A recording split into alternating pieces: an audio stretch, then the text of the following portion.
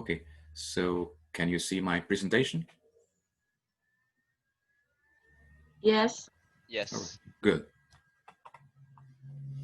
Okay, so I decided to call this What Should You Know About Argumentative Essays? So first, let's start with a general question. What's the purpose of an argumentative essay?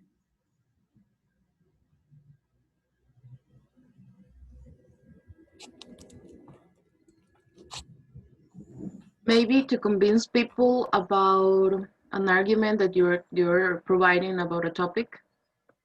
Okay, Speculate about something. right. Any other ideas?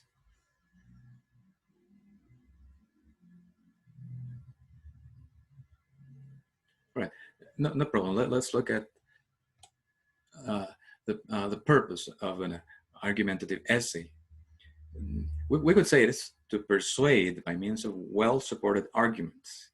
And we have a quote by Brandon and Brandon. Persuasion is a broad term. When we persuade, we try to influence people to think in a certain way or do something. Argument is persuasion, a topic about which reasonable people disagree. Argument involves controversy, whereas exercising appropriately is probably not controversial because reasonable people do not dispute the idea. An issue such as gun control is. So an important thing here is that whenever we develop argumentative writing, that there should be two sides of the same issue, that there should be some sort of controversy. Otherwise, it could be complicated to develop well-supported arguments.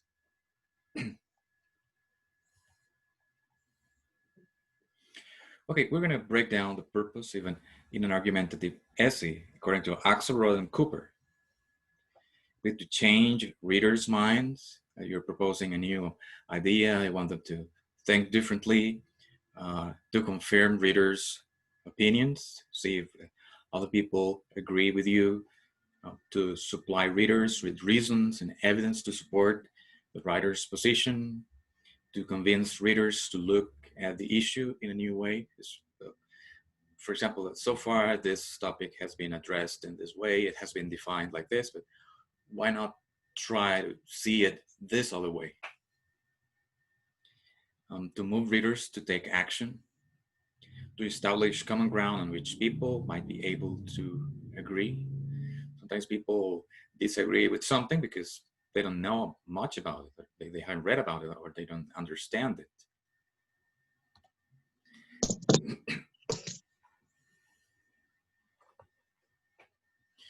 Okay, then we have persuasion versus argumentation. And that's a quote by Kirszner and Mandell. Persuasion is a general term that refers to how a writer influences an audience to adopt, believe, or follow a course of action. To persuade an audience, a writer relies on various kinds of appeals based on emotion, it's called pathos, appeals based on logic, logos, and appeals based on the character, reputation of the writer, ethos. Argumentation is the appeal to reason, logos. In an argument, the writer connects a series of statements so that they lead logically to a conclusion. Argumentation is different from persuasion in that it does not try to move an audience to action. Its primary purpose is to demonstrate that certain ideas are valid and others are not. Oh, let's go back to the quote. And I would like to remark the point of basing arguments on logic. If we don't base our arguments on logic, we may end up using fallacies. And that's probably something very common in our culture. When we fail to find flaws in someone's logic, then we try to attack the person using those arguments. That's called a fallacy called ad hominem. So that's something very important to bear in mind. So always try to rely on logic, well-grounded arguments. Otherwise, people will disagree with your ideas very easily. Now we'll look at the overall structure of an essay. And I don't want you to see this like it's written in stone. An essay is rather flexible. Probably is one of the most flexible written genres. So here we have just a hypothetical structure of what we expect to see in an argumentative essay. Okay, we have, of course, the three most basic parts of a piece of writing: introduction, body, and conclusion. So in an introduction, you may start by referring to anecdotes or a quotation, just to try to generate some background for the reader, and you describe the origin of the controversy, why it is that people disagree with this, why is it causing this divergent opinions, and then you state your claim or your thesis statements or your main argument. And like I said, this structure is not written in stone. There are essays that place the claim right at the beginning. It's probably the very first sentence. This should be like this because we should believe in this because, or after providing some background for the reader, then you end with the claim. So in light of all the ideas that have been discussed, we should believe in this. Then in the body of the essay, we have, here we'll proceed to state our arguments and support them. That's very important. It's not just proposing ideas without a foundation. So you need to provide a sound support for your arguments. And we do this by using scientific evidence. So we can quote information from papers. We can resort to experts' opinion. We could interview an expert on a certain topic and report that as a personal communication. Statistics. We can also, depending on the topic we're writing about, we may refer to statistics, examples, and logic. Examples may be real, or examples might be hypothetical, as long as they make sense. Juan Pablo? Yes? Students always raise the question as to whether they can use first person, especially in the introduction. What would you say? Oh, sorry, there was like a problem with the audio. Could you repeat your question? Yes, students always question whether they can use first person, especially in the introduction. What would you say about using first person in the introduction? Well, that's something that is common in some argumentative essays.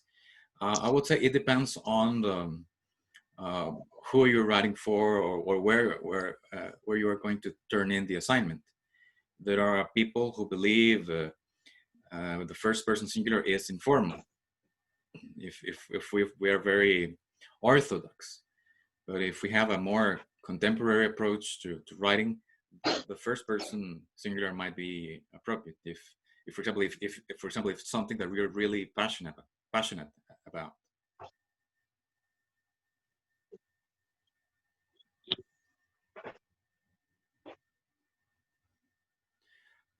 But I would try to use if I were using the first person, I would try to be stylish. It's just not like I think or I believe this. Whenever I would insert I or me, I would try to be certain that, yeah, it's necessary for the reader to notice that I am there and I am talking to the reader. Right. Go ahead. Who has a question? Hi, Juan Pablo. My name is Gerald. It's about what we are expected to do in the argumentative essay.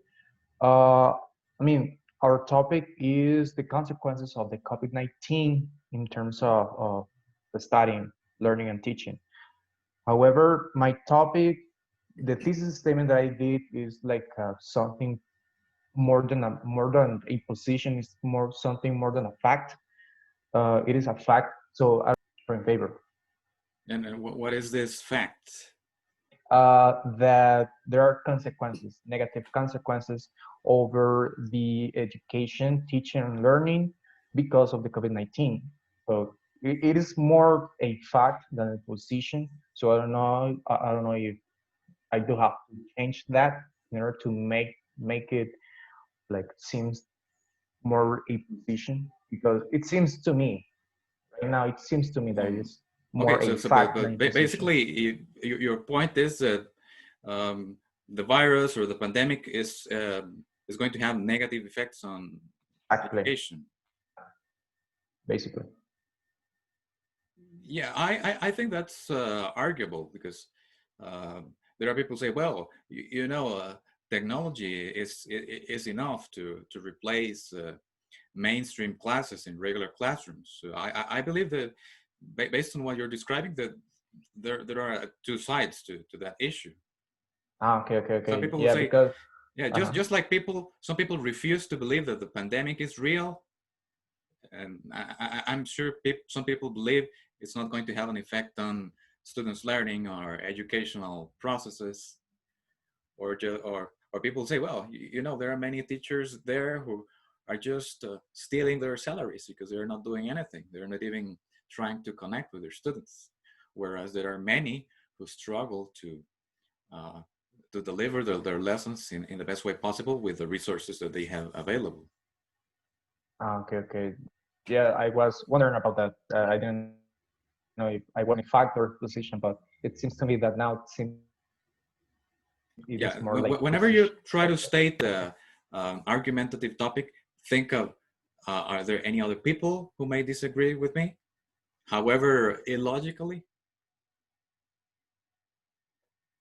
So you can see, okay, yeah, I believe this is debatable. It can be argued. Right. Also, oh, Gerald, remember that it's also the way you word it. So if you just say, for example, there are negative consequences because of COVID-19, it sounds like very vague. It's just like a very general statement. It would probably be, if you study it like this, it will become a descriptive essay. Right. Descriptive writing. Right. It's like what I have to do is like a place or different point of view, like placing like something position. But as you said, teachers are not receiving the money because there are consequences that allow I don't know, something like that, but placing a position more than a fact. I think that I did, so I have to change that. Yeah, you can create a contrast as you state your claim or your thesis statements. For example, although this is happening, then and then you end with your claim. Although this is happening, this can be considered, or there are people who are really making an effort to keep helping or keep supporting their students. Okay. Oh, thank you. Okay, as well, it's important. Yeah, you state your arguments, and just like we talked, we need to consider counter arguments. So you present your arguments and you defend them, and then you deal with the counter arguments and you attack them. And of course, you attack them with logic, because if you don't resort to logic, and that's why I have these two figures connected to fallacies. We need critical reading and thinking. If we don't resort to sound reasoning, we may end up supporting our arguments with a fallacy. Right? For example, like the either or fallacy. If we don't change our current ways of teaching and use technology, we're going to be doomed. You see, okay, that's creating a controversial scenario. Okay, is technology the only resource that we can use? are we going to die if we don't use technology? And counter arguments, they say, okay, oh yeah, the pandemic is an invention, it's a product of the new order. They just want to control the world. And then you can quote people who say things like that are contrary to what you believe in, and then you try to address their flaws. Okay, do they have any evidence that this is so? And the way you do this depends. There are, for example, two main ways in which you can do this. Is first, you present all your arguments, support them, and then present the counter arguments and attack them. Or you go point by point. Like first argument and you support it, consider a possible counter argument for this first argument and you attack them one by one, or you divide the essay into two main sections like arguments, support, counter arguments, and attack. And there are two main argumentative methodologies. One has been described as undermining. This one I will consider the most elegant. It's subtle, it's gentle, respectful. And then we have debunking. I would say that's the Costa Rican one. It tends to be straightforward, aggressive. Sometimes you find argumentative essays and they have pretty bad language. Like this is an idiot. This idea is idiotic, and you should not believe in this fool. But probably we need to be more elegant. Probably I would prefer undermining instead of debunking, although those two happen. And they also happen in debates. And in our culture, I would say we tend to debunk more than to undermine. And then we have the conclusion. It's important that you don't include newer or new arguments in the conclusion. That could be confusing for your reader. And there are two main ways in which you can end a conclusion. The most common one is to restate the claim. You refer back to your initial idea just to make sure you, in light of all the arguments that were posed for consideration, that we should totally do this. And our second option is, that one is less common, and probably it takes more experience to write a conclusion like that. It is it's called a compromising position. It should not be understood as posición comprometedora. Now that's, for example, when you reach a compromise, it's like you're negotiating and you're reaching a point of agreement that is beneficial to both parties. So in a compromising position, the writer reconsiders his original position. So for example, okay, maybe my idea is extreme, but if at least we do this and the others do that, then we could get something that is beneficial for all of us.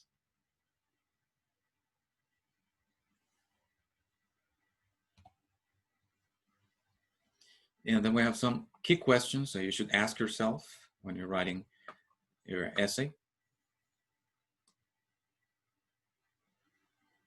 Okay, background. Remember that we need, when we write the introduction, we need to provide some origin of the controversy. Why is it that people have divergent opinions about this topic?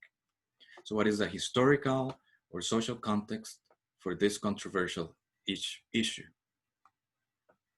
Okay, proposition, the topic, sentence, or paragraph, or of argument, and the thesis of an essay. What do I want my audience to believe or do? Qualification of proposition. Can I limit my proposition so that those who disagree cannot easily challenge me with exceptions? If, for example, I am in favor of using animals for scientific experimentation, am I concerned only with medical experiments or with any use, including that pertaining to the cosmetic industry. So we need to be concrete enough. Otherwise, people will start coming up with exceptions. Well, but consider this scenario. What if this happened? Refutation, taking the opposing view into account, mainly to point out its fundamental weaknesses. What is the view on the other side? What is it flawed in reasoning or evidence? Was a formatting issue here. And support, in addition to sound reasoning, can I use appropriate facts, examples, statistics, and opinions of authorities? That's very important. There are good or argumentative essays, so they're only based on logic, and we can think of Greek philosophers who performed mental exercises. That's fine, but now probably that won't convince people. We need more evidence, and we need to make that evidence accessible to them. Okay, just like I mentioned before, we need to be careful with fallacies. Fallacies are flawed ways of thinking. You should be careful with them throughout your essay. Avoid them in your arguments and attack them in the counter arguments you identify. And well, there are so many fallacies that we could have a course just on fallacies. For example, it's like I mentioned, ad hominem, you attack the person, not the ideas, attack the person. That's very common in Costa Rica, but oh yeah, but he is a communist. So why should you believe in the ideas proposed by a communist? But do the ideas make sense? Ad misericordiam, that's another common thing people do in Costa Rica. Oh, poor little thing of me, why are you attacking me? I feel hurt, I feel offended. Stop attacking me, please. And so what are your arguments to defend your position, aside from trying to make people feel sorry about you? And many others. Yeah, some general tips. Just like the previous question, choose a topic that is arguable. There are two opposing sides. And sometimes it's not that the topic is not arguable, but probably it was not stated in a way that is arguable. Know your audience. There are different expectations. How much do they know about the topic? What kind of register should you be using? Should it be more academic? Should it be more common for a common audience? Always consider and try to understand opposing views.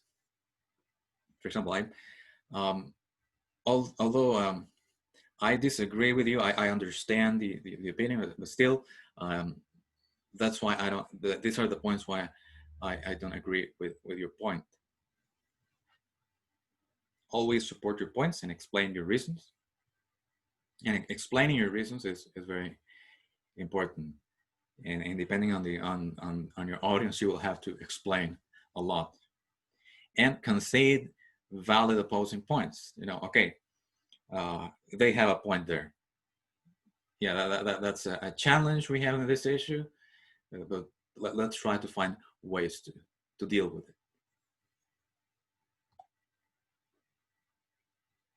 Okay, once more, the issue, the topic you're going to be writing about.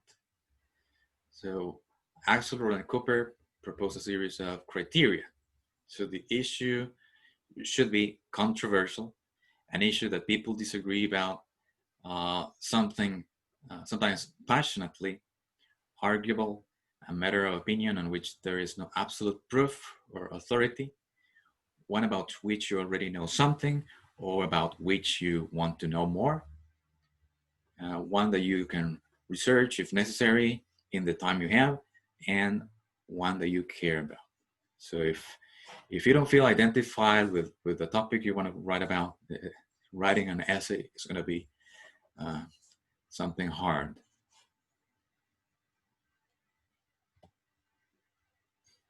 And we have the references. I can share this document with you later. I will fix the configuration problem I saw in a few slides before.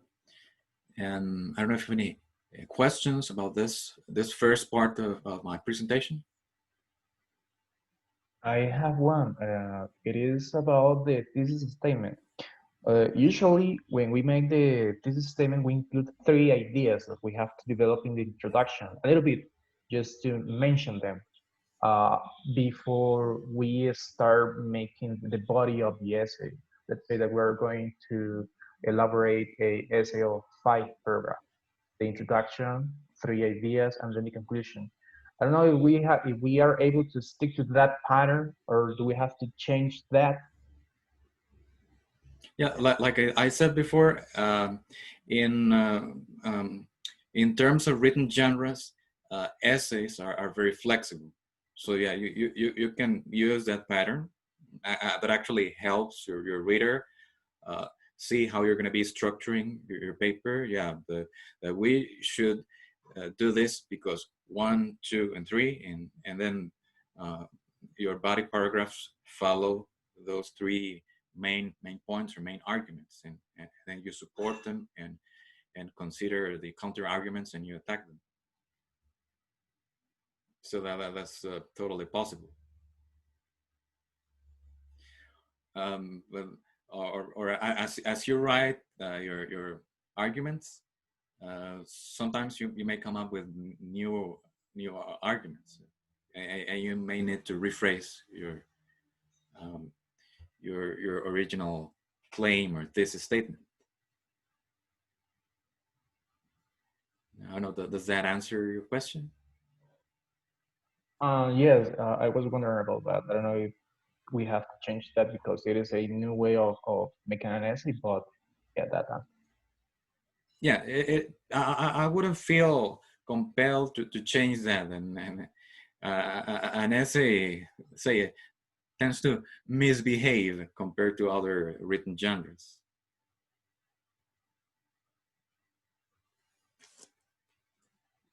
Actually, there's a Latin American author that described the essays as centaurs. Remember the mythological creature, half a horse, half a man. So an essay is like a kind of hybrid piece of writing, and it may take different forms. It's interesting because a lot of people have this notion that essays are like the easy way out in terms of publishing something, right? Mm-hmm. So a lot of people think that writing a research paper is a lot more difficult than writing a good essay, and that's not exactly true. Yeah, a research paper is very linear, very predictable, and whereas an essay can go in many directions, and it can end up pretty badly if you don't do it well.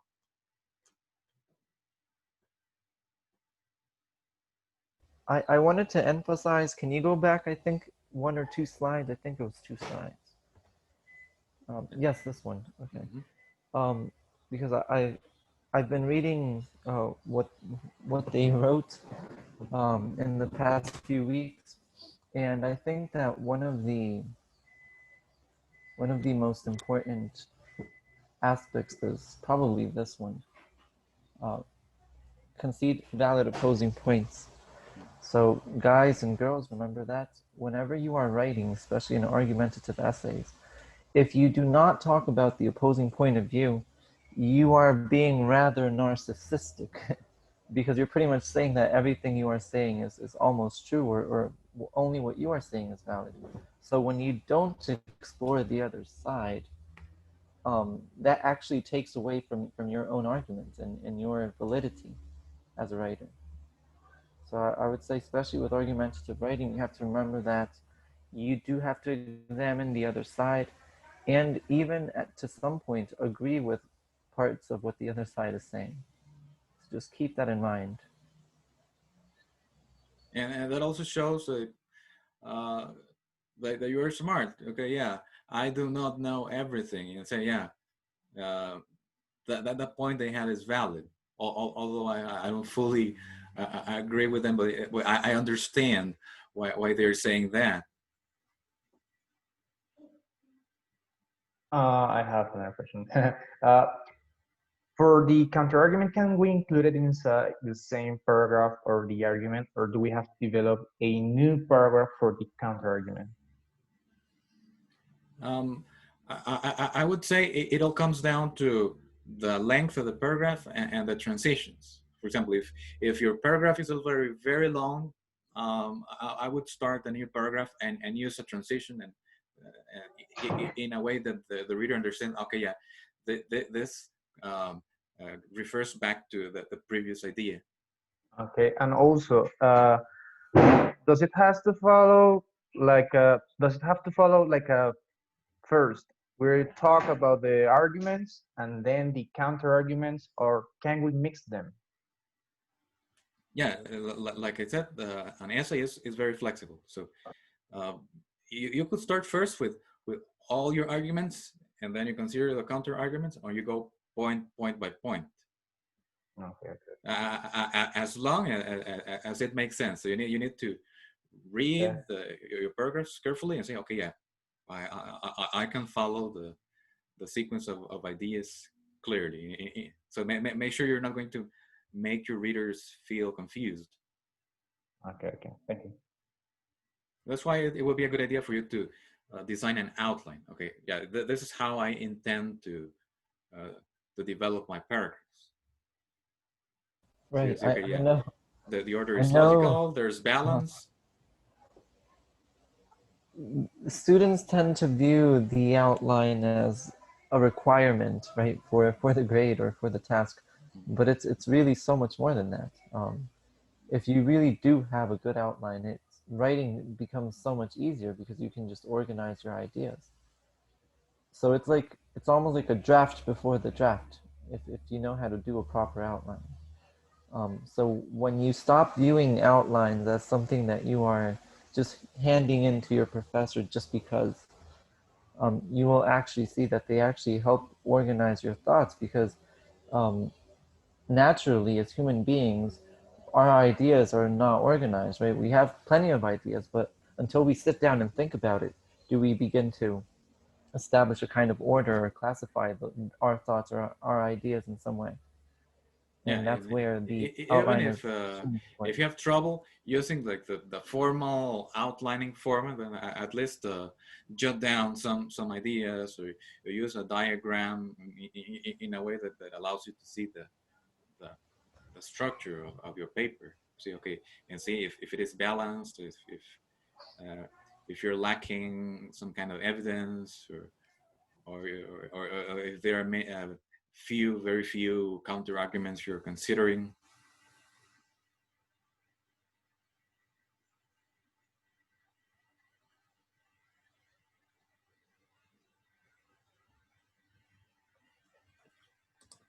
Okay, are there any other questions about this part?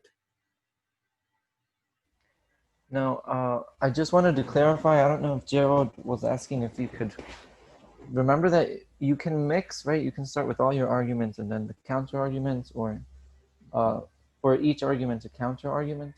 But what you don't want to do is both, right? Like start counter argument and then just all of your arguments and then all of your counter arguments. So choose one or the other, yes, like counter argument and argument together, or just separately. Yeah, you need to be consistent with the discourse flow you want in your paper. Yeah, like trying to follow a pattern, not trying to make a arroz con mango. Yeah, got it. Yeah, otherwise, as people read a paper with a heterogeneous structure, they will feel lost, and if, for example, if it's your professor, say, okay, that will make me give you a lower grade because I failed to follow you.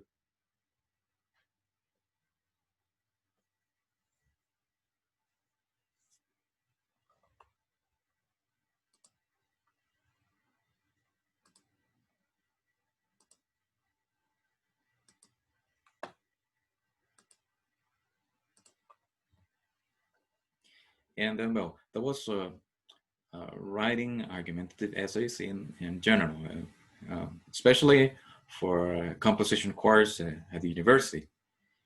And sometimes people want to publish their work. So writing for publication has other expectations. And still, there are some ideas here that are also applicable to the essay that you're writing. I always like to resort to images. And so when we start writing a paper or a research paper, any kind of piece of writing, this is what we think we can handle. What do you think this image means? Everything. We're very ambitious or very general. Okay, yeah. For example, if it's a research paper, say, oh, I want to write about English grammar. English grammar.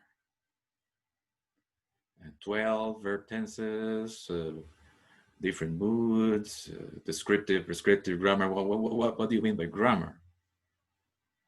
Or say, I want to write about the coronavirus. Okay, what about it? You want to address socioeconomic effects, development of vaccines, medical treatments, unemployment rates as a result of the pandemic. I don't know. So this is what we actually can deal with. So what does this image mean?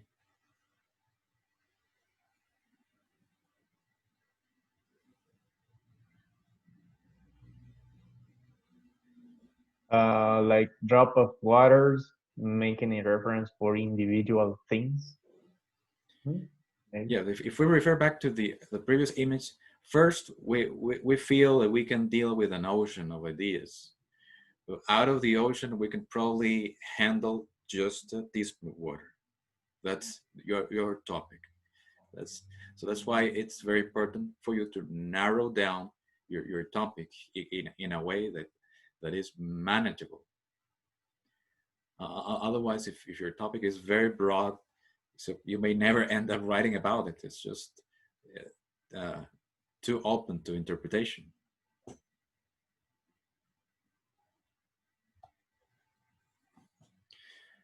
Okay, then why would we want to write and publish? Because, well, to help other people in similar situations, to improve practices, receive feedback from other people, to contribute to the development of a discipline, to establish networks of collaboration. Can you think of any other reasons?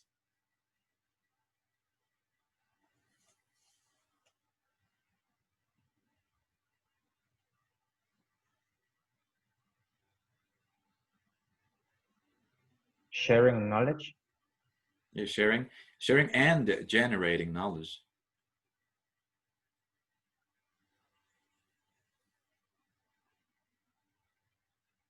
Yeah, writing is also an intellectual activity. Reading and writing go hand in hand. So, for example, if you're going to be a teacher, then probably reading and writing should be part of your daily life. As you read, you learn, and as you write, you learn to organize your ideas.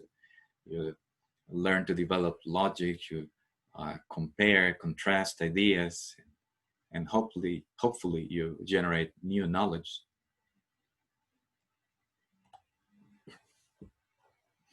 But writing is not without problems. Probably right now, the most general problem is a lack of time. Although we are home and we're in front of a computer now, things have become much more complicated. Having too many ideas, again, we have the ocean and we need to just extract a teaspoon of water. That's going to be our topic. Feeling blocked. Sometimes, yeah, I need to write a paper for my course, but I cannot seem to find the ideas. Not knowing how to structure a paper. That's why the point of having an outline is really helpful. An outline, a diagram, mind map, whatever you can use. Being afraid of criticism. And sometimes your greatest critic is yourself. We're overly critical with ourselves. That's why the second point, the following point, being too self-critical. And if you're planning to submit the paper to a journal and probably you don't know where to send it.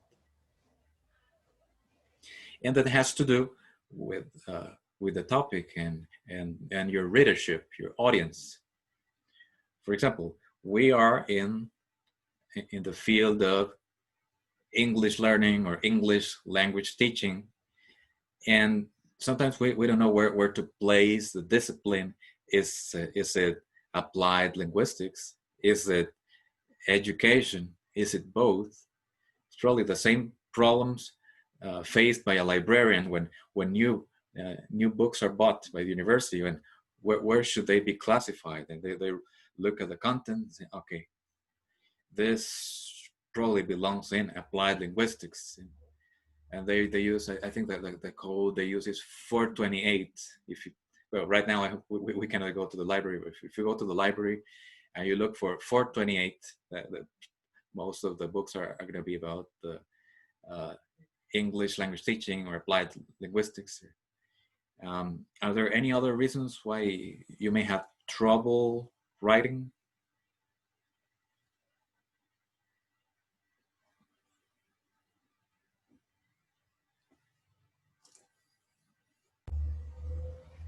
I would add, it's probably related to self-critical, but I would say students sometimes feel that they are not experts. So they find a hard time trying to write something that they can say, well, yes, this is good. And they especially have a hard time counter-arguing other experts. Yeah, that could be a result of acting prematurely, and then you start writing too soon. First, you need to read as much as possible, as much as you can, so you can grasp the topic well, and then you start writing. Say, okay, yeah, I think I have found good information. I think I'm clear about my main arguments. I have identified possible counter arguments for my ideas. And that this also relates to the point of having a very broad topic. So when you have a very broad topic, it's hard to focus your ideas and it's hard to find good literature. So the more specific your topic is, the better. That will help you locate good sources of information. Actually, can you guys tell us the topics just very quickly, just to see how specific they are? I was going to use Gerald as an example, right? He said COVID affects education, right? So if we go back a couple of slides, that's like the big picture that Juan Pablo showed us, right? Because education, yes, COVID has affected education. Education is very large. So we have to kind of be more specific. But let's hear from some of the others. What are your general ideas for writing? What do you have in mind?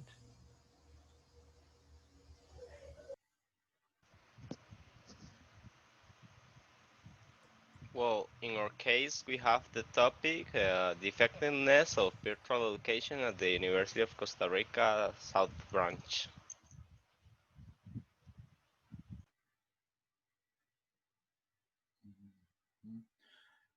Okay, if you state it like that, it sounds more like something descriptive.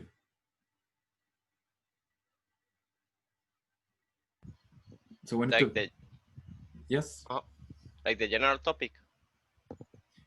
Yeah, because if you look at effectiveness, what's your point? Has it been successful? Well, more like the other part like the shortcomings. Yeah, basically. Okay, so for example, in that case, you can find information from the authorities because authorities always want to look good. For example, and try to find something that the rector of the university has said. Oh yeah, everyone's fine. We have given them tablets and chips and they're fully connected and there's no problem that they're learning. And you say, well, that's not entirely true. There are still some students who live in rural areas where there's limited connection to the internet and they're having a hard time. Yes, indeed.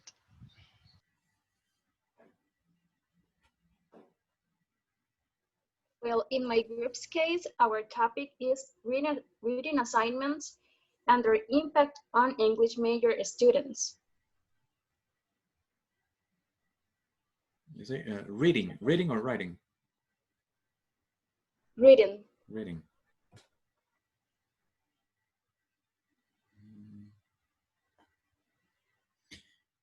We could still try to make it more specific, like okay, what the result or what effect of reading assignments? Could it be vocabulary acquisition, developing writing ability, and so on? Okay. Thank you. And say, okay, yeah. For example, when writing assignments of this kind are used in an English major, students develop their critical thinking or develop vocabulary or reading activities should be used to encourage critical thinking in the language classroom, or vocabulary acquisition should be the ultimate goal of all reading activities in the language classroom.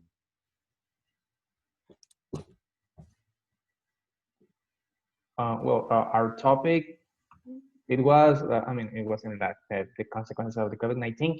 It is the consequences among education due to the pandemic of COVID-19, the adaptation of a new teaching and learning system. Our topic. Yeah, I would probably narrow it down a little bit to like what part of this adaptation process. Mm-hmm. Is it emotional adaptation? Is it academic or technological?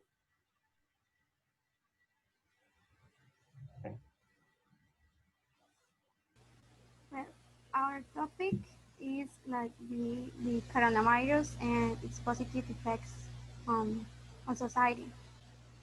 Okay, yeah, that sounds like a very arguable topic. Yes.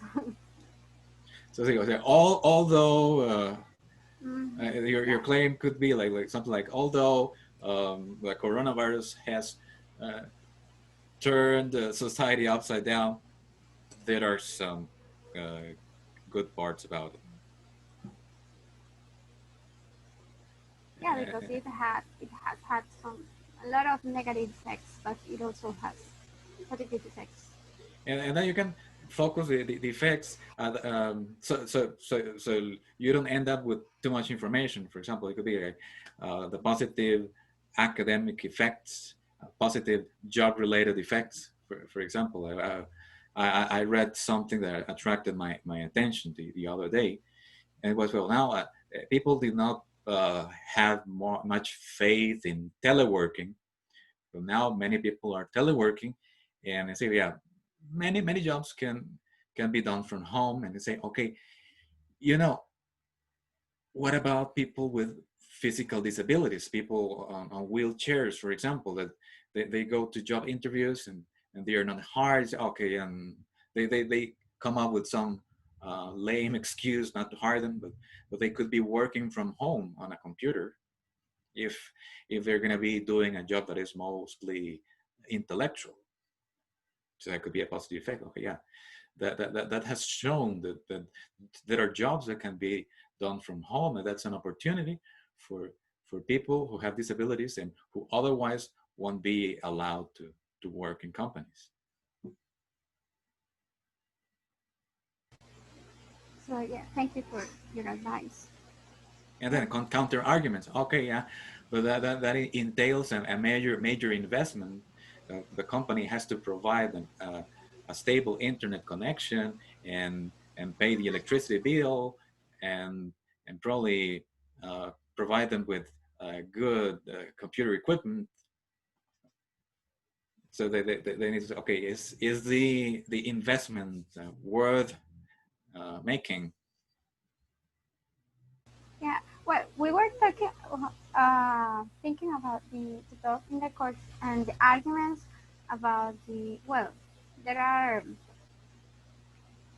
unemployment, so citizens, some individuals have undertake and also improve the mental health, improve the health systems and also new habits in their daily life.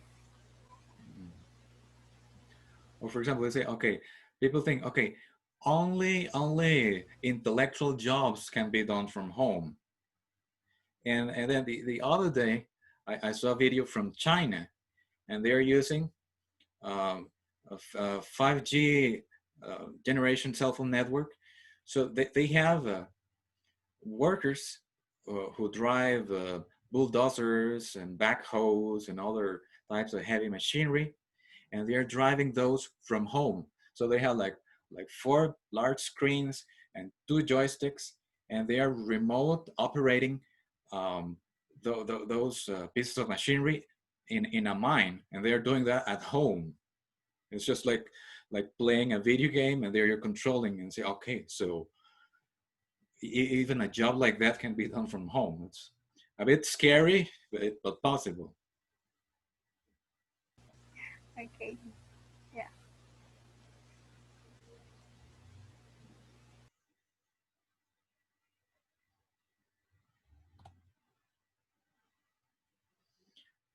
Okay, well, what can you take into account before writing? You can think of your career, professional goals, values, interests. That refers back to the idea of writing about a topic that you feel identified with, a topic that you're passionate about. Think of what is needed in your field to offer a contribution. Do not ignore any phenomenon or problem you have identified in your practice or daily life. Old ideas may be recycled, but they must be updated. Well, now probably many of you are going to write about the newest trend in the world, which is the pandemic. And yeah, if you're planning to publish something, a publication is the end of a process. So you need to, like I said, you need to read, write, revise, and then you can start thinking of publishing a paper. According to Buttery, there are 4 attributes to be motivated to write. Is desire. If you don't want to write, it's going to be very complicated for you. Faith, believe in yourself, believe in your abilities. You can be your greater supporter as well as your greater critic. Persistence. Sometimes we do something and say, okay, I'm not satisfied with the process. I failed. Just do it again. Perseverance beats any innate abilities. And creative thinking. Okay, what twist can I give to this topic so it is innovative, so it is appealing to my readers? Okay, and how can I start? Okay, and these 2 presentations are related. There's planning. And first you need to determine the focus of your topic and narrow down your topic. Be innovative. Don't write about what has already been said. It's like, okay, what is the added value that you can give to this topic? What is this new side of the issue that you're going to present.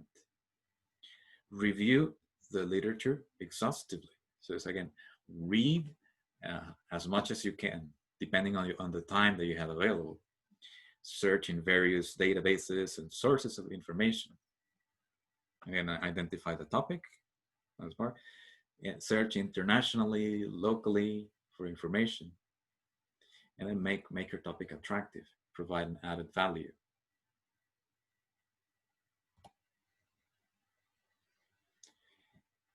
And then, like I said, an essay does not have a fixed structure, although it is eminently argumentative.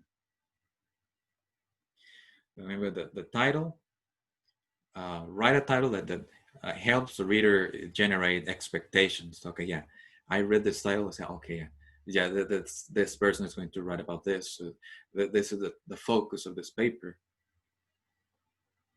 Introduction. The introduction will allow your reader to understand the flow of ideas, the discourse flow that you will have.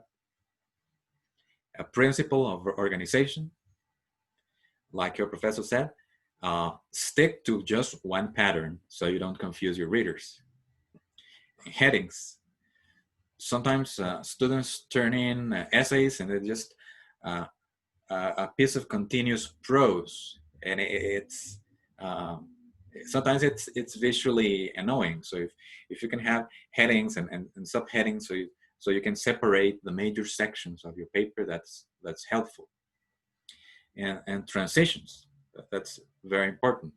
Sometimes you start with first argument, then move to the second one, and it's like, ooh, it's like someone slapped me on the face. Okay, what happened? We were in topic A, and then we were in topic B. So we need to provide a transition to move smoothly from one idea to the other. And of course, references. If make sure you're using the required format well, so so you know how to quote and cite material and write the references. And these two authors offer 3 secrets for being an author. Then, number 1, look professional. Okay, it's not that you're gonna have to wear suit and tie. It's just like make your paper look professional. So that means you should proofread your paper, make sure that there are no typos, or changes of fonts, colors, margins. So make sure your paper looks as neat as possible. Sometimes minor details like that predispose people to give bad grades. So make sure that it's nice, it's impeccable. Choose your message well. Again, when your topic is not concrete enough, say, okay, well, what is this person's point?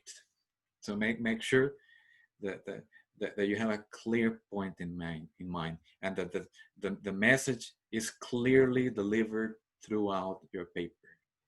And be in your reader's shoes. Okay, how much do they know about this topic? How much additional background should I provide so they can follow me? And well, then if you're planning to submit your paper to a journal, that's again the very end of the process. So remember, there are different expectations, and I have it here. It's not the same to write a paper for an assignment than to write a paper to be submitted to a journal. I work in a journal, and sometimes I get papers from students, and they even have the cover page that they used in the course. And they say that paper needs to be elevated to the next level so it can be publishable. So if it's, yeah, the course already ended, I feel like my essay is good enough to be published. Well, it needs to be polished. Polish it before you publish it. Sometimes, yeah, I have to turn it in 2 weeks. I need to run. After you turn it in, you say, wow, I came across this article and it was just the source I needed, but it came too late. So you can integrate the new source in this updated version to be published. And that's a whole process. It may take several months and even years for you to see one of your papers published. So you need to be patient and perseverant until you see the final result.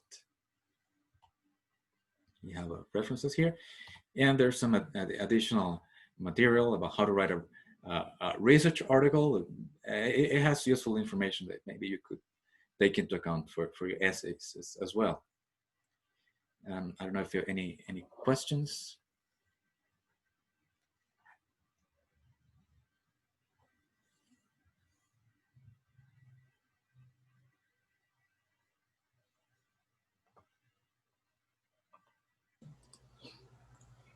I have several questions actually. Yeah, should.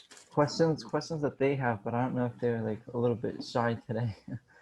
So I don't know if you can share again the slides. I just wanted to go back for a second. The previous slides? Yes. There was one which had the principle of organization, the introduction, the headings. Okay.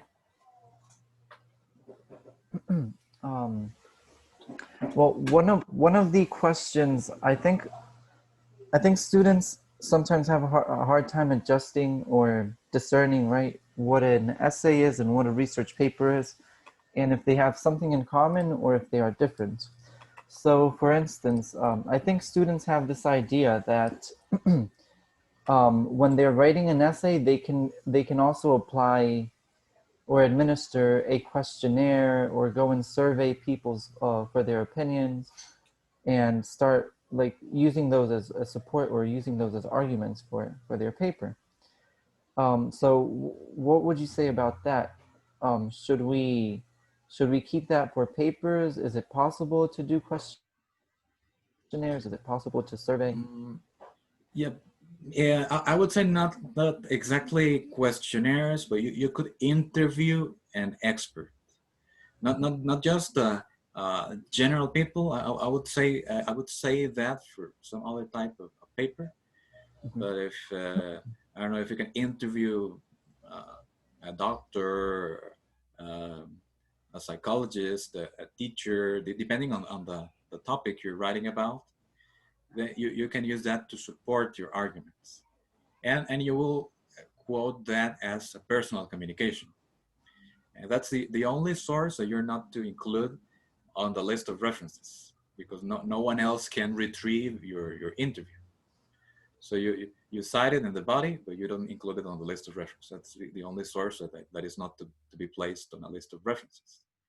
But it will be, I would interview an expert or email an expert or have a conference call with an expert, but probably not apply a questionnaire, unless it is a questionnaire applied to experts. But probably it's better just to go one by one. If it's okay, it's a doctor, it's a psychologist, it's a teacher. Okay, good. Right, it's because I think they have the idea, for example, that if they're going to discuss, well, several students want to look at COVID-19 and the effects on education, or if teachers have adapted well, if students have adapted well. So they have this idea of going and, for example, surveying students to see what they think about the process. And I agree with you. I think that's more for like a paper where you have a sample and you can make some findings based on that and draw your conclusions. But I think for an essay, it's a little bit different. Yeah, and they may end up using a lot of time analyzing the responses instead of developing the essay itself.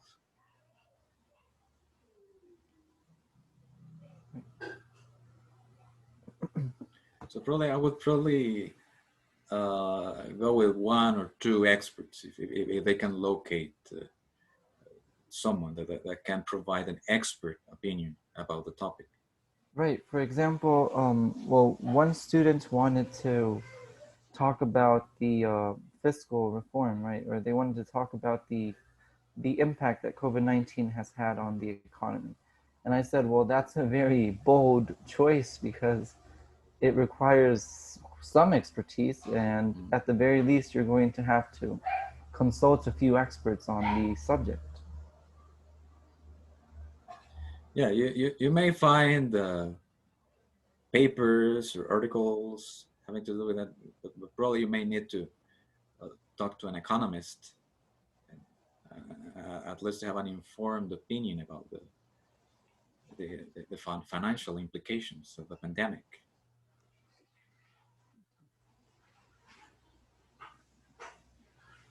And sometimes the problem is time. Will they be able to respond in time? Are they willing to be interviewed or contacted via email or any other means?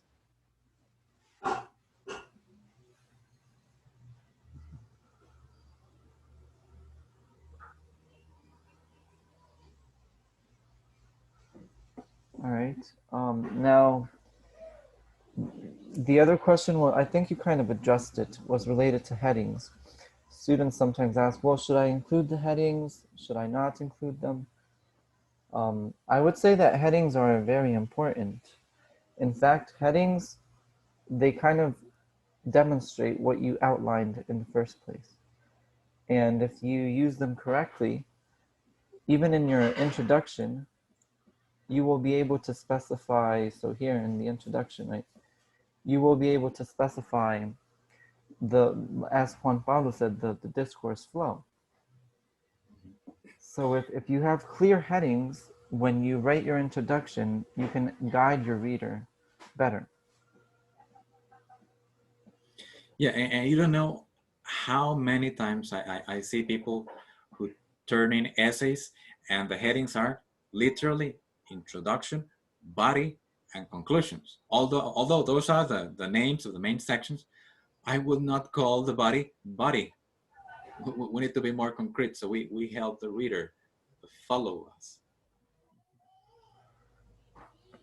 Introduction and conclusion are fine as headings, but we should have more specific headings in the body of the paper.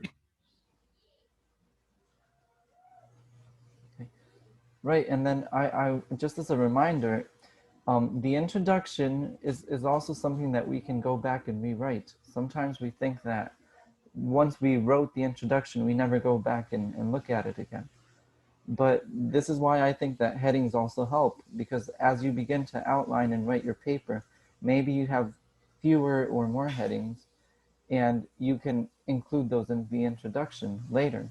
So maybe when you started writing, you did not foresee that you were going to write about certain topics, but then you did write about them. So now you can include them again in your introduction, and it helps just organize the essay a lot better.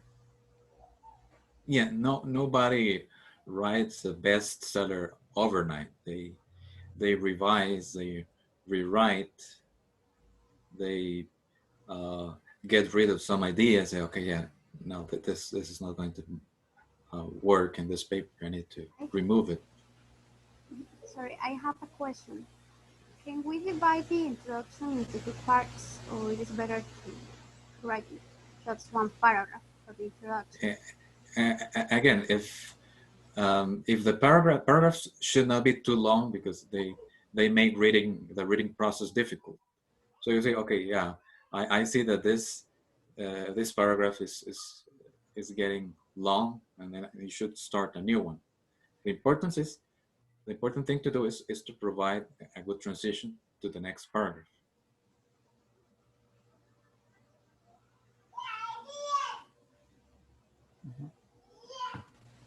Okay, thank you. So yeah, an introduction can have as many paragraphs as needed. Well, now that my partner asked that, my introduction is out of 2 pages, but it is only 1 paragraph in a row. I don't know if it is okay if I divide it into small paragraphs. as you said, to help the reader not to get Yeah. lost or not to get tired by reading? Yeah, you should probably have more than one paragraph in your introduction.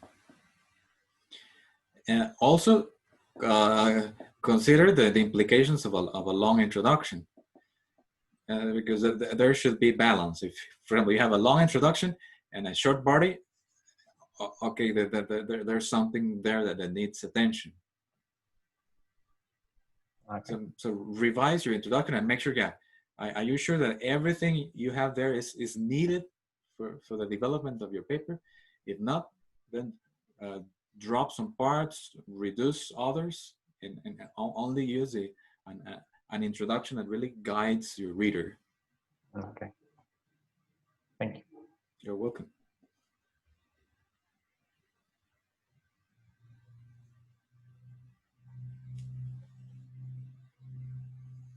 Well, actually, it is a general question. I may sound greedy, but what would happen if we publish a article or an essay or something like that? Are we going to get something else besides of knowledge, recognition? Are we going to get like money? Something like Cookies. that? We'll give you cookies and a glass of milk. The answer is yes and no. For example, if you're going to be working as a teacher for the Ministry of Education, that possibility was eliminated last year, which is a bit contradictory. And for example, there are some points that you can be awarded in what they call carrera profesional. Those include your experience, your diplomas, trainings, and so on. And there was a point about publications, but it was removed, which is, I know, and it's not like it was a lot of money. It was just, it was part of the sum of points that they give you, and based on that, you could have a salary incentive. And it is also becoming more complicated now because I don't know that there's this intention to dismantle the public sector. And for example, in the past, when you were awarded the points, those were awarded for life. Now, those are awarded only for 5 years. And if you say, and when they give you that, it's not something that they do immediately. Sometimes they may take months and sometimes years, and it's not retroactive. So in the end, you could be enjoying a salary incentive for 2 years when in fact you should have had enjoyed it for 5.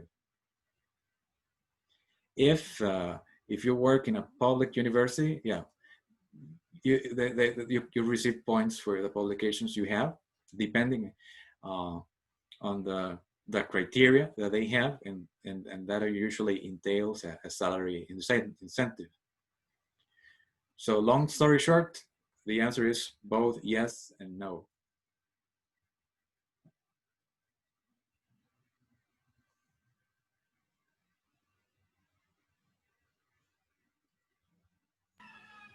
Remember that one of the secrets was, well, I don't remember if it was a secret or a tip, but it was desire, right? So that's going to largely depend on just how much,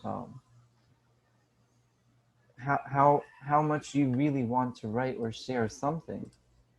So that it was the attributes, yes. So that if your desire is to really write about something because you feel passionate about it, chances are that it's going to be a good piece of work, because when you are passionate about something, it's just that much easier to write. If you are really passionate about something. So you say like, well, I started reading this and now until I fully understand it, I won't stop. Then that's the moment to start writing and just not stop until you get published. But that's why persistence is key. For example, in my experience, I've tried publishing myself sometimes and you get rejected, and that's not a bad thing. That just means that you have to learn more, you have to go back and read, you have to include better ideas. and that's where you have to be persistent. So I was watching a very interesting video like a month ago, and it talked about how Einstein himself, when he was publishing articles, he would publish the article and he would get accepted because it was Einstein, you know? So it was like, who is going to say that Einstein is not correct or doesn't know what he's talking about?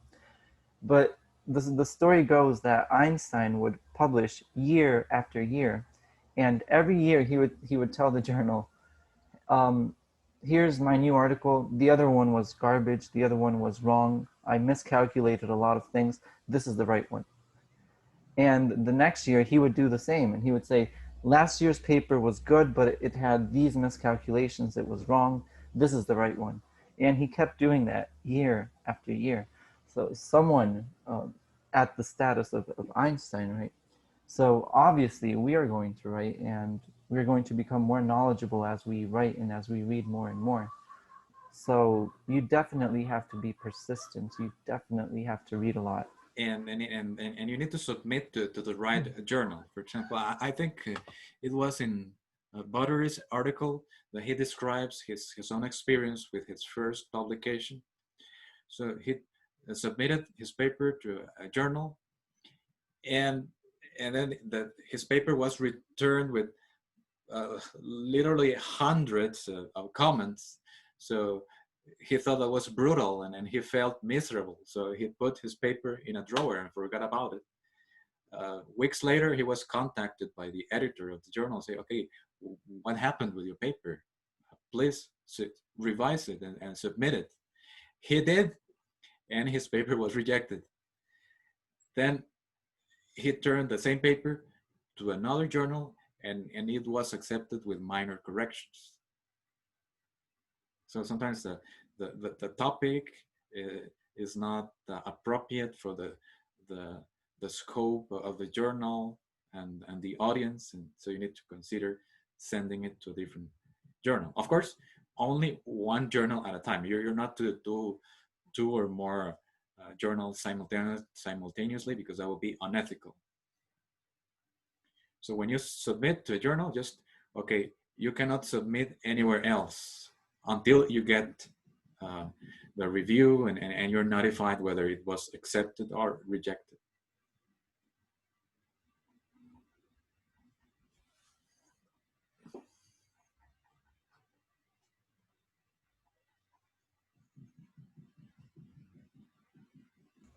All right, any other questions about the publication process or the argumentative essay writing in general? I have a question. Well, you have talked about transitions. Can you give us like some examples of good transitions that we can use in our essay? Yeah, for example, if it's within a paragraph, I'm sure you're familiar with conjunctive adverbs like also, in addition, moreover, and so on. If it's from paragraph to paragraph, I would try not to use single conjunctive adverbs as a transition. Like, for example, okay, new paragraph, and say also, because it's not like the most elegant thing to do. Is just try to use a sentence that gives the same idea of also. So like in addition to the point previously mentioned, comma, we should also consider this and that. Just it's really that kind of transition. If it's within a paragraph, yeah, single words will do. But if it's from paragraph to paragraph, I will try to provide a sentence transition. And we also need to be careful not to be too wordy when we write those sentence transitions. Okay, thank you.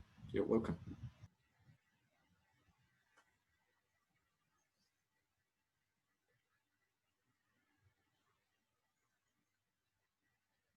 Right, Anthony, remember that sometimes the transitions can be full paragraph transitions. So as Juan Pablo was mentioning, sometimes we use these in paragraph, like the furthermore, moreover, additionally, etc. but sometimes we can even refer back to a paragraph. So let's say one paragraph was about the pros or the cons of something. So we can start with a sentence that says that, right? Well, after having regarded the pros or the cons of, and then comma, and that's your transition. And now you provide the other side. So if you wrote about the pros, now you're going to write about the cons. If you wrote about the cons, now you're going to write about the pros. And that also works as transitions. And also try to find good examples. If you're reading an article as a source for your essay, you say, you know, I like the way this author uses transitions. So you try to emulate, not copy, emulate some of those transitions or his style. As you read, okay, yeah, I look at the kind of sentences that this person is using. Yeah, I'm gonna try to do something similar in my own work.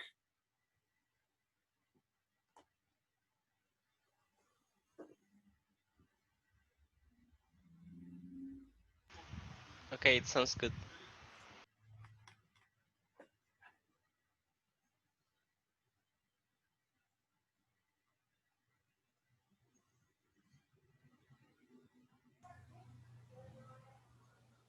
All right, any other questions regarding your topics, maybe? Any last minute questions?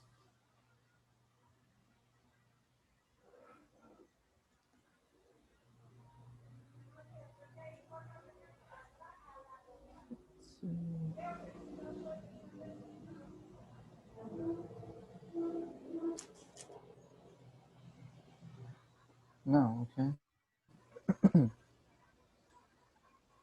Okay, no other questions.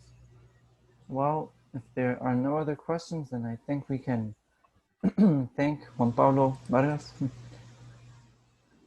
Okay, so Juan Pablo, we want to say thank you for helping us and for taking your time to give us this lecture. You're welcome. It's always helpful to have an inside view, especially from someone who receives hundreds of essays, right, regularly. So it's great advice.